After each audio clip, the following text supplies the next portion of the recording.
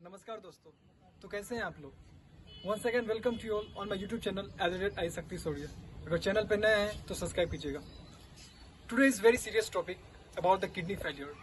According to US kidney foundation, हर 3 व्यक्ति में से एक को किडनी बीमारी हो रही है। चलिए स्टार्ट करते हैं वीडियो। आज का वीडियो का सीक्वेंस बताता हूँ। पहले इंट्रोडक्शन बताऊंगा, उसके बाद हाउ इट अकर्स, फिर मैं उसका सिम्टम्स बताऊंगा, फिर प्रिवेंशन और फिर ट्रीटमेंट के बारे में बताऊंगा। चलिए स्टार्ट करते हैं। We have a pair of kidneys, pair of ureter, 1 urethra and 1 urinary bladder. हम लोग का किडनी का शेप बीन शेप का होता है, जो कि लोअर एब्डोमिनल कैविटी में होता है। उनका वेट 120 से 170 ग्राम होता है।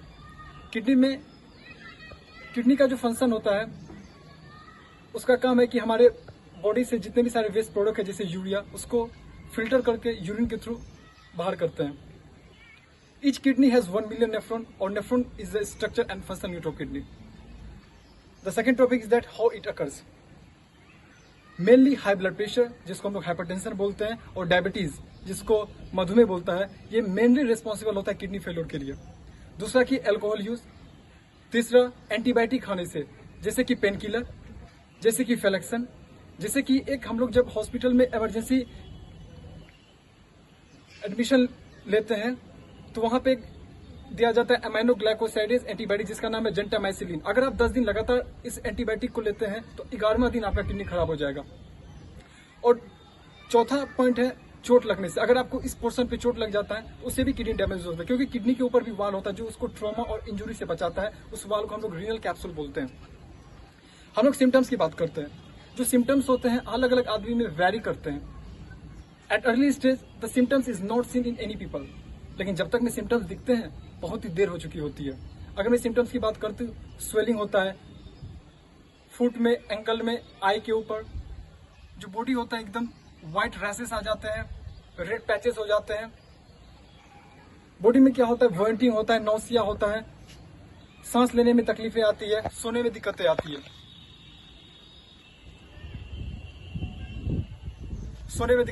है। किसी ने सही कहा है कि prevention is better than cure.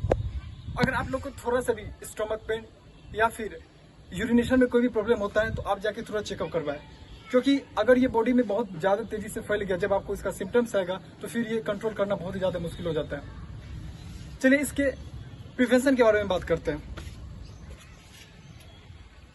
वैसे तो इसका प्रिवेंशन काफी मुश्किल है। अगर भगवान ना करे किसी को भी बीमारी हो, अगर ये बीमारी किसी को हो जाता है तो आपको मेडिसिन को एक जिगरी दोस्त की तरह अपना लाइफ पार्टनर बनाना पड़ता है।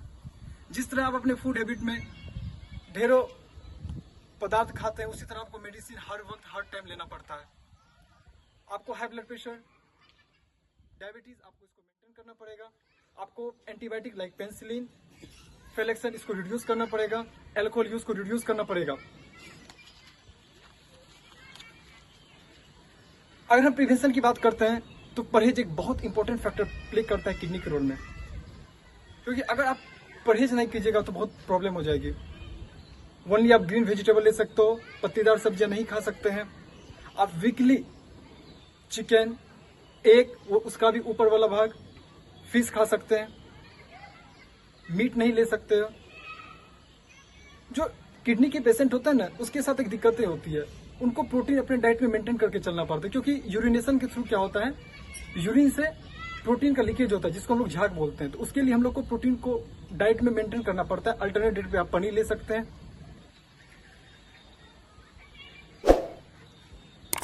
अब चलिए इसके हम लोग ट्रीटमेंट की बात करते हैं। इसकी ट्रीटमेंट की बात करते हैं तो जितने सारे नेफ्रोलॉजिस्ट होते हैं वो इसको एक CKD, क्रॉनिक किडनी डिजीज बोलते हैं। स्टेज 1, स्टेज 2, स्टेज 3, स्टेज 4 लेके चलते हैं। अगर आप परहेज कर रहे हैं स्टेज 4 तक, तो आप मेडिसिन के साथ अपने लाइफ को इस तरह बेहतर बना सकते हैं। बट अगर आप परहेज नहीं कर रहे हैं, आपकी डायबिटीज अनकंट्रोल हो रहे हैं, तो फिर आपका जैसे स्टेज 5 आएगा तो उस कंडीशन में डायलिसिस होता है, और ये डायलिसिस बहुत ही ज्यादा पेनफुल होता है। आपने उस महाराज के बारे में सुना होगा, प्रभुनंद महाराज, उनको वो भी वीकली डायलिसिस करा के आते हैं। डायलिसिस 2 प्रकार के होते हैं, एक होता है हेमोडायलिसिस, एक होता है पेरिटोनियल डायलिसिस। हेमोडायलिसिस में क्या करते हैं, रीनल आर्टरी को काट के एक सेल्फेट थ्रू डायलिसिंग फ्लूइड में डालते हैं, फिर उसमें कोगुलेंट हेपारिन डालते हैं, फिर उससे क्या करते हैं, नाइट्रोजन वेस्ट को बाहर निकालता हूँ, फिर एंटीकोगुलेंट डाल के रीनल वेन के थ्रू ब्लड में फिर से उसको फिल्टर करता हूँ। फिर दूसरा क्या होता है, पेरिटोनियल डायलिसिस होता है। पेरिटोनियल डायलिसिस क्या होता है, यहाँ से कनेक्ट करता हूँ, उससे भी हम लोग क्या करते हैं, इंप्यूरिटीज को बाहर निकालते हैं। The ultimate method is transplant. Transplant में भी 2 केस हैं।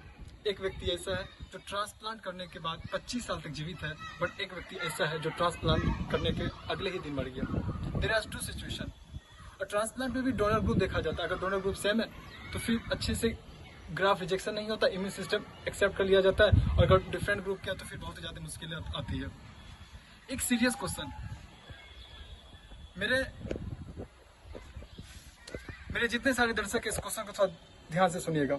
एक बंदा था, वो एक डॉक्टर से क्वेश्चन पूछते हैं, सर मैं एक सिंपल सा लड़का हूँ, ना मैं अल्कोहल यूज़ करता हूँ, ना मैं फास्ट फूड खाता हूँ, ना मैं पेन किलर यूज़ करता हूँ, मैं नॉर्मल अपनी लाइफ जीता हूँ, सर मुझे क्यों किडनी इन्फेक्शन हो गया।